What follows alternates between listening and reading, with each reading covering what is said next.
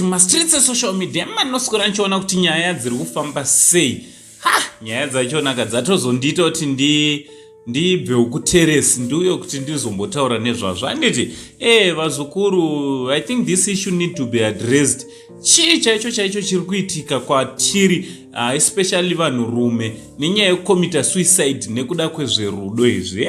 Chii chaicho chinenge chanatsotora nzvimbo. Handiti vazukuru, zuro ndizuro akanga ari boss pango, boss pango liniwe paZimex Mall mucity center. Ndofunga mese munoizwa nyaya iri kunetsa, yanga ichinetsa.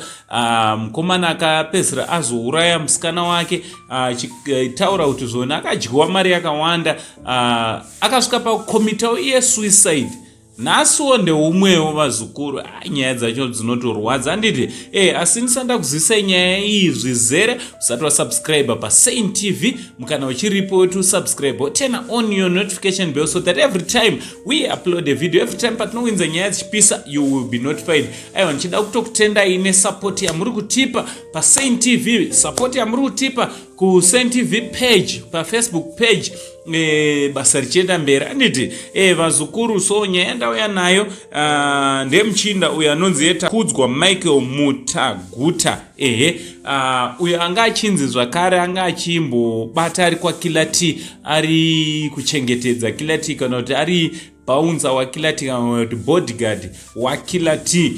Zvakare vazukuru, mukomana uyo ari kunzi Azviuraya Nekuda ameno some relationship issues here, kana kuti mudzimai wake achiziva. Nditi asi ndezverudo, zvine chekuita nerudo mukati, mushure meunge aubata mudzimai wake achimuchita, kana kuti girlfriend yake ichimuchita.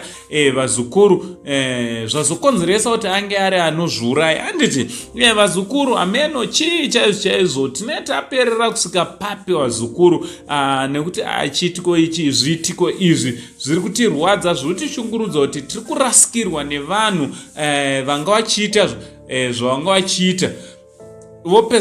Vopesera varasikirwa neupenyu nekuda kwerudo here vazukuru. Kupererwa chii chaicho.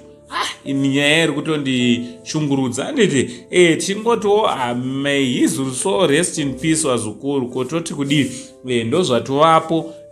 Also boss pango totongotiwo futi may his soul rest in peace vazukuru. Ameno kuti kana wazviuraya unozorora murugare here, kana kuti zvinhu zvacho zvinotoshungurudza. Handiti vazukuru, kana uchinge waita zvinenge zvakunetsa, usakurumidza kugumirwa nekufunga to an extent yekuti unosvika pakuda kuzviuraya vazukuru. Handiti itai sendi sekuru wenyu, dai ndakazviuraya nekuda kwezvemujoro izvi, nekuda kwezverudo, dai musina sekuru nhasi. Handiti vazukuru, remember kuti neno ndakatombopapindawo ipapa pari kupindawo komane wavo, ndakatombopapinda vazukuru, mukazondibvunza zvakanaka nezvekuti ini ndakapakunda sei, ndogona kuzivisa vazukuru. Ndozoona kuti nekufamba kwenguva ko life yangu zvairi kutoendeka zvakanaka, even zviri nani kutopfuura zvandandine munhu uya vazukuru. Sometimes unorasikirwa neeverything. Handiti kutorasikirwa neeverything, but that doesn't mean kuti that is the end of your life vazukuru.